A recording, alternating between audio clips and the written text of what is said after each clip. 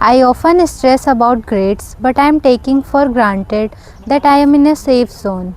I take for granted that my body can handle long study sessions and social nights on little sleep. I take for granted that my friends are just a few doors or a short walk away.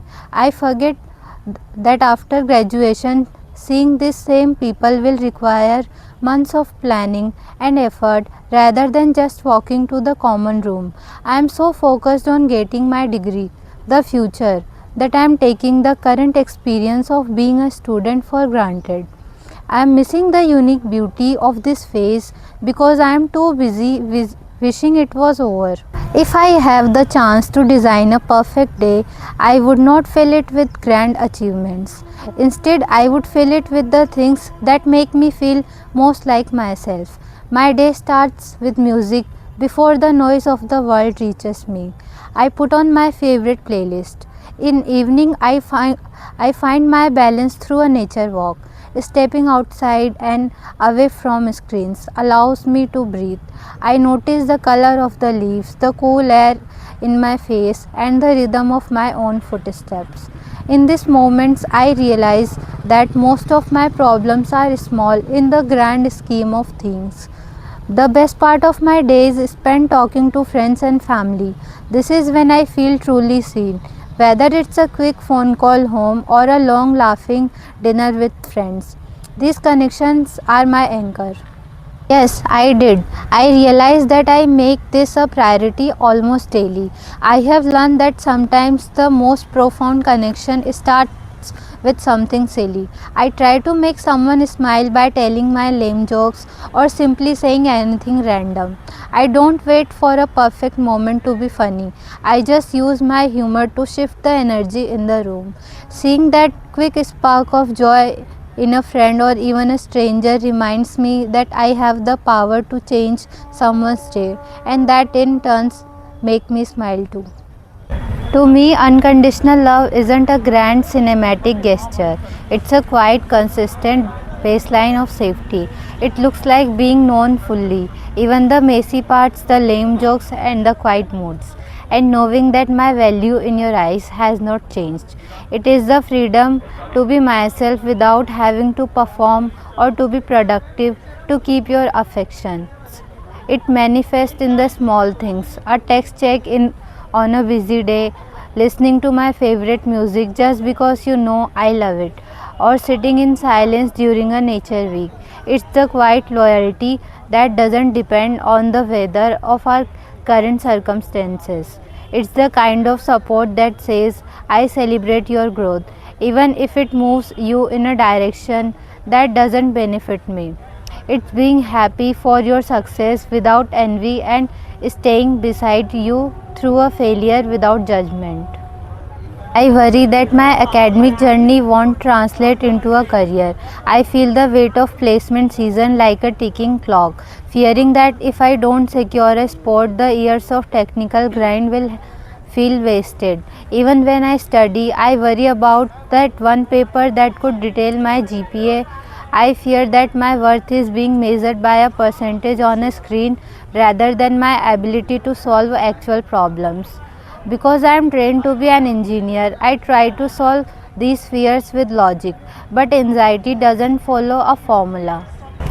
I keep replaying times when I tried something and it didn't work out.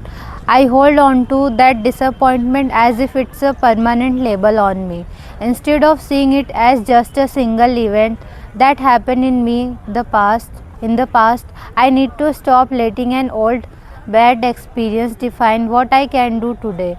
I am clinging to fears from years ago, worries about not fitting in or not being smart enough. These fears were meant to protect me back then, but now they are just holding me back from trying new things. I am still holding on to a version of myself that lacked confidence. I need to let go of that image so I can fully embrace the person I am now. Instead of treating this like a problem to solve, I am treating it as a weight to drop.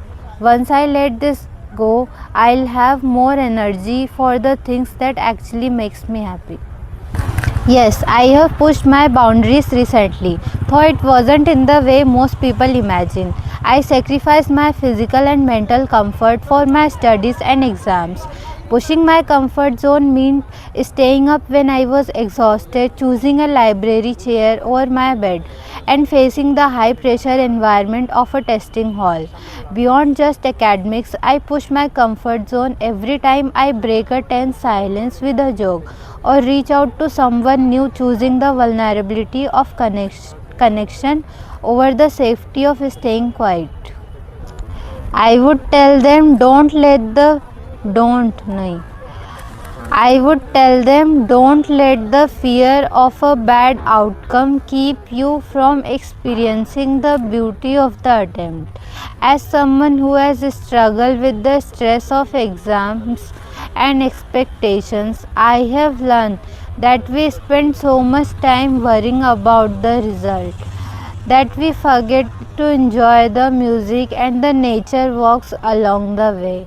I would advise them to keep making people smile even if the jokes are lame, because the warmth you give to the others is the only thing that never feels like a sacrifice. I need to change how I define my worth. Currently, I often tie my value to my productivity, how long I study, how well I perform on exams, or how many expectations I meet. I need to shift that focus toward the things that actually sustain me. The way I care for my family, my ability to find peace in a nature walk, and the effort uh, I put into making someone smile.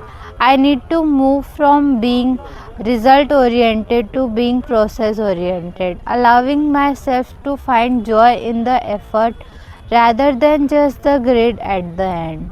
While both are essential, for me it is more important to love. Being loved is a gift from others, but loving is an action that I control. When I choose to love, whether through supporting my friends, cherishing my family, or sharing music, I am an active participant in my own life. Loving is the fuel behind my daily attempts to make others smile. It is the source of my own happiness. If I wait to be loved, I am at the mercy of others. But when I choose to love, I create a world of warmth around myself. When evaluating the impact of these two choices, we have to look at the total amount of positive outcomes generated versus in the stagnation of potential. In this light, never trying is worse than failing.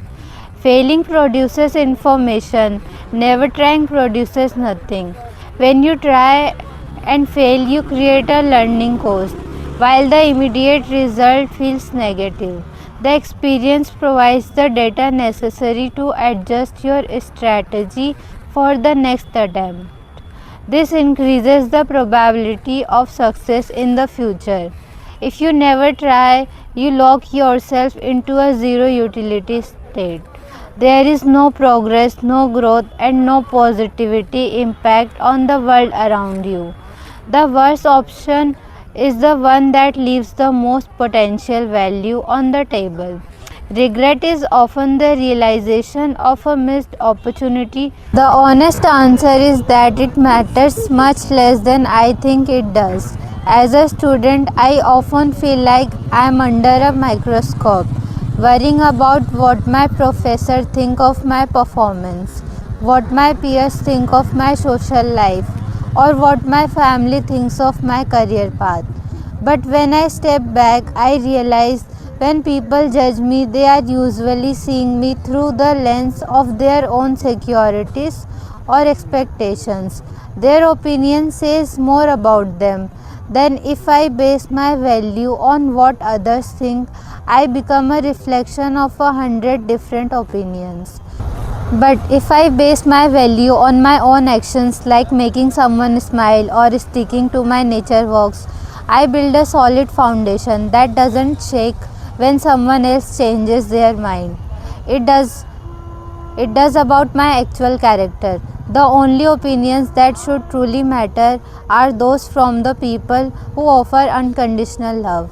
The family and friends who support me even when I fail. If someone doesn't know my heart or my struggle, their opinion is just noise. I want the freedom to live on my own terms, supported by my own hard work, without losing the parts of me that make life worth living. At this stage of my life, independence is the primary goal.